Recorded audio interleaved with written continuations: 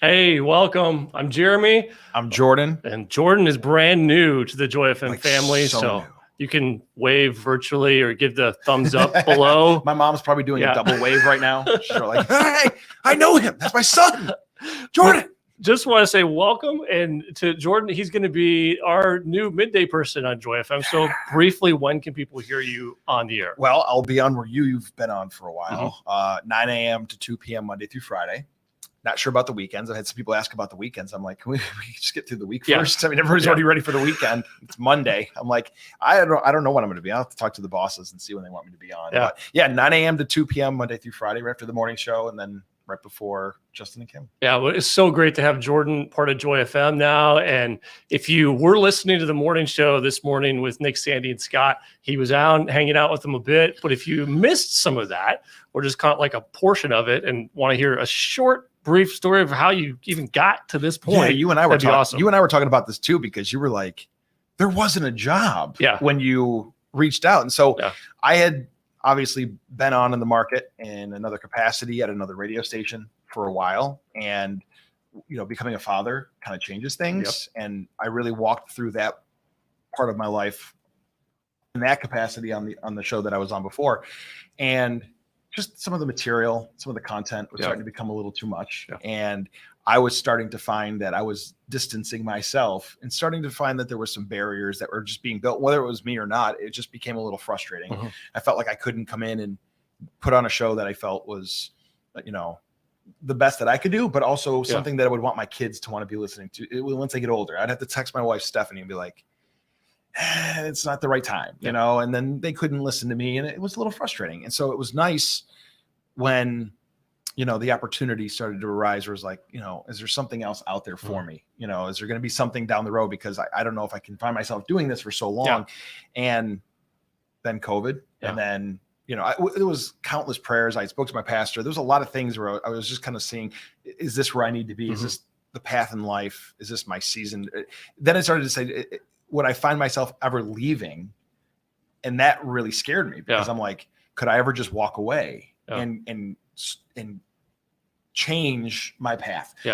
And that part, I don't know if I could ever do it myself. So when I got the call, and I remember it like it was yesterday, when they were telling you that you're not going to be working there anymore, and that door closed, I was like, well, if that's not God just kicking the door shut and saying, that's it, we're done. It's like, I don't know if he was waiting on me to make that move, but I feel like it was his move to make, and he did. And so then, we went on that. The last 8 months now has been kind of tough, and it was stress filled, and there was highs and lows, and it was just an intense season of not knowing what's next. There were opportunities that were presented, but we were praying that whatever doors didn't need to be open were just going to be closed. We knew that God was going to close the doors around us, that just there was no need for them to be open. And it was like, okay, we're going to continue to just walk down this path, and who knows what's going to happen. And then all of a sudden I had just sent like an errant email out because it was on my heart. I had reached out to the team here. I was just like, hi, I'm here.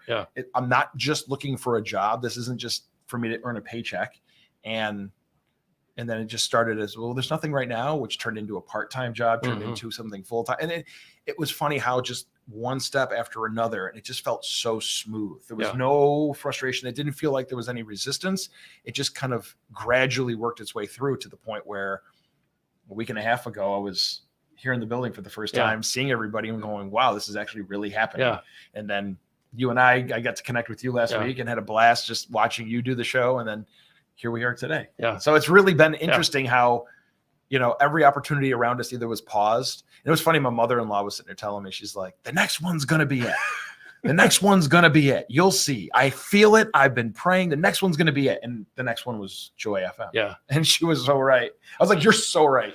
Well, I think the beauty in it too, that everyone can relate to that just waiting period in life, whether it's between different jobs or different things that you might, be praying and seeking God for in life. And that I know that as time goes on, you get to know Jordan more on the air, that I know he'll share more of kind of like what God's taught you over the last 8 months. I know there's a lot to that. Well, there's that feeling though. And I was telling some people, it's like,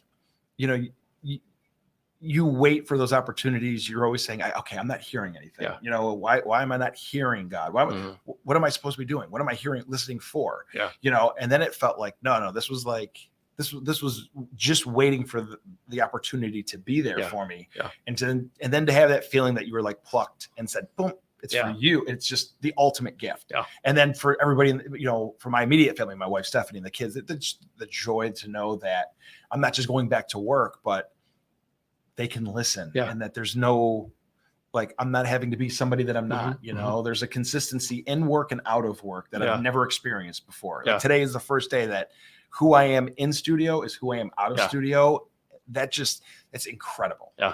So you want to get to know Jordan a little bit more. Well, that was the deep dive, more serious. We start serious. That was like really serious. So well, let's turn it up a little. So like, how about this? Like, if you could eat one snack, just one snack for the rest of your life, you got to take away all the other ones.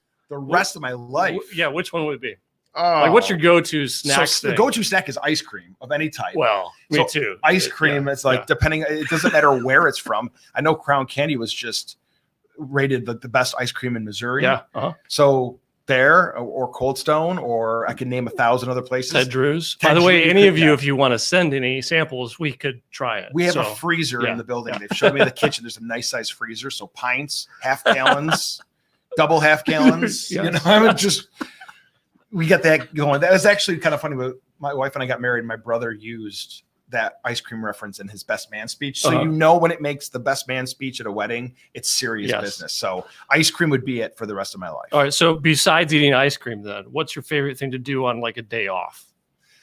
Man, probably keep up with the yard. No, barbecue. I love to barbecue. I made it really clear when I was on my last work experience about how much I love to cook and love to barbecue backyard. Now, obviously you can't do that in the winter, but I would say on a day off, it was summertime, it would be spent in the backyard, just kind of enjoying the weather and smelling the smoke coming off of the grill. You know, doing something with ribs or some kind of something in barbecue. That would probably be smoker. Get the barbecue, the ice cream, then ice cream later. See where we're going with things. Yes, right. There you go.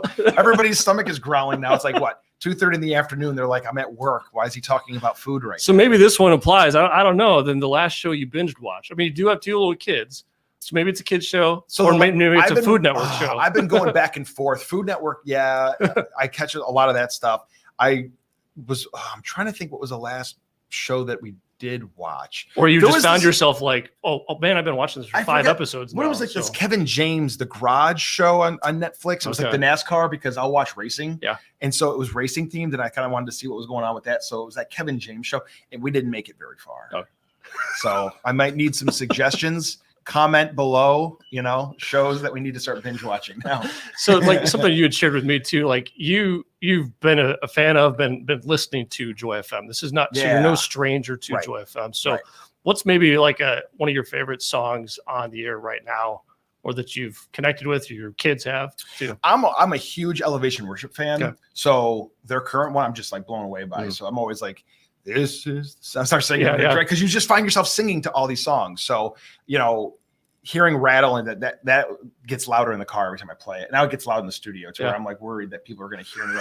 And that was what was fun, because it's like, it's different when you're in your car listening, and then when you're in the studio with like high-tech equipment and you can really just get that speaker loud. I'm worried that they're going to be like, okay, you're going to ruin our equipment. You got to turn it down. But Elevation Worship is it for me right now. Like everything, it just seems like everything they do is just really speaking to me.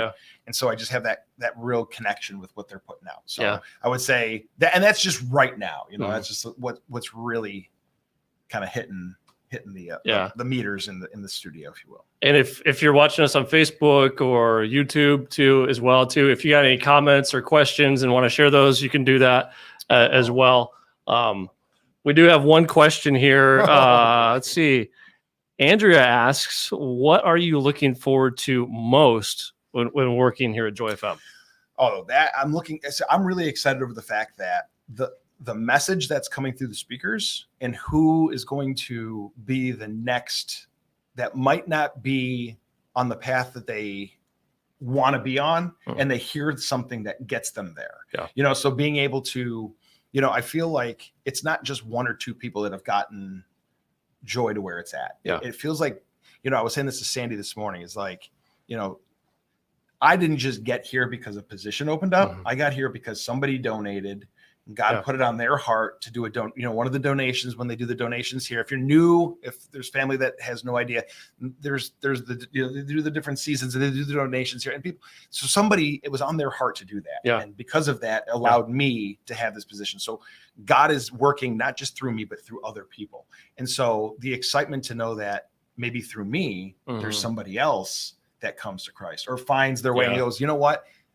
I want to give you. That is what I'm excited about. To be able to, somebody's going to hear something and it's going to register, and something's going to be on their heart. They're going to go, I remember where I was when, like that's the excitement. It's no longer about me being on the radio, me having a job, because there's so much more meaning behind what we do and what we're doing here, as opposed to any other station that I've ever worked at. Yeah. And so to know that there is somebody out there who may not be watching this right now, may not be listening right now, 6 months from now, a year from now, 3 years from now, that connection's made. Yeah. That's something that money can't buy. Yeah. It's such a great experience. We got 2 more questions here. If you got any more online, feel free to share those too. Don't know if you're a hoarder or anything like that, or a collector or anything like that. What's your biggest treasure in life? Or you can go like spiritual route if you want. Right. So whatever you want. Well, I'd say family. Okay. My wife, Stephanie, 2 kids, Jonah and Noella. That's like prime number 1 right there. That's the easy That's the easy answer. Yeah. But prized, I could say, because I love to cook, my knife block. I have a knife set that has been. Is it yours? Nobody else made? No. My wife can, but like every time she uses the knife, she ends up having a really bad cut. Oh, yeah. And so she's always like, I use this knife and I cut myself. But the cool thing about this knife block is that the knives have been gifted throughout. So whether it's an anniversary gift, whether it was a birthday gift, whether it was a gift from my in-law, whatever, like I've accumulated different pieces throughout. Yeah. And so it's been fun where I didn't just go to the store and buy something. There's meaning behind each one. So like there's something about that's kind of cool. I also play guitar. I have different guitars hanging up in our spare room. So there's something there that's really. You got a favorite one? I have a favorite go-to acoustic guitar that I like to sit and play. And then the kids, my son Jonah's starting to gravitate towards music. And so he always wants to get it and just start hitting it. And then, like it's on a drum, there's strings. Yes. You need one of those first act guitars. Right. Like, here, knock yourself out with that one. Right. He's got that key. He's actually got a keyboard that does that. You hit one button and then it starts playing the same song over and over and over again. Parents can relate. You want to take it and throw it out the window. But we're encouraging him to be a musician. No, but that's, I would say the music equipment and the knives, aside from the family, are those hoarding pieces. Last one we got here, unless you got one online too, feel free to comment there. Go-to vacation spot. Oh boy. Now people are traveling more now and all that stuff. Right. So even pre-COVID or what you're looking forward to. It's funny you bring that up. I wonder if my wife had something to do with that question, because she's always hard on me. She's a traveler and I was never a big traveler. I was always just kind of like a homebody. So getting out and traveling has never been a thing for me. And I know I'm missing out on life. I know I've put so much work in that I never get that. She's always like, because my wife was a flight attendant. So she's trained in travel. Yeah. Right. So she'd always be like, by now we should be traveling everywhere. And I'm like, no, I'm sorry. But we have a blast when we take the kids and we go to Sunset Beach, North Carolina. My in-laws have a place like few minutes away from the beach, and it's just a great getaway. We started doing it last year for the first time, and it was just amazing. And so it's just refreshing, relaxing, but it's also nice to go back home upstate New York where my family is. The difference is I have Italian families in upstate New York, so it's loud and boisterous and crazy. Good food. Yeah, exactly. You always eat well, but when you go to Sunset Beach, it's quiet, relaxed, peaceful. And so there's the difference. Yeah. And so it's nice to have that decompress. Yeah. And then you get, a nice suntan to go along with it. So. Absolutely. Do you have an Aunt Diane? I do have an Aunt Diane. She's commenting right now. Aunt Diane. Yes, I figured my Aunt Diane would be on here. My mom is Kathy. My Aunt Diane. What does she say? How much she loves me. She's so happy for you, Jordan. You're right where you need to be. Thank you. There you go. Thank you. Nice. My Aunt Diane's great. She's my. She says she's so happy for you. You're right where you need to be. That's and it feels that way. It certainly feels that way. This is different than any other like first day on the job that I've had before, and there's just so much more meaning behind what we're doing here Yeah. and what the mission and what the goal is. So. Yeah. Well, I mean, whether you're looking forward to calling in and sharing that song that's just impacting you right now on Joy FM and chatting with Jordan, maybe doing the brown bag lunch as well. Yeah. Just want to again welcome Jordan to the team, and you can share your comments. Call in tomorrow. He's on 9 to 2 each Monday through Friday. So chat with him and get to sleep in. This is great. Yeah. I don't have to worry about getting up at 3:30 in the morning anymore. That's not fun. But thank you for joining us here on Facebook and YouTube, and have a great afternoon. Yeah.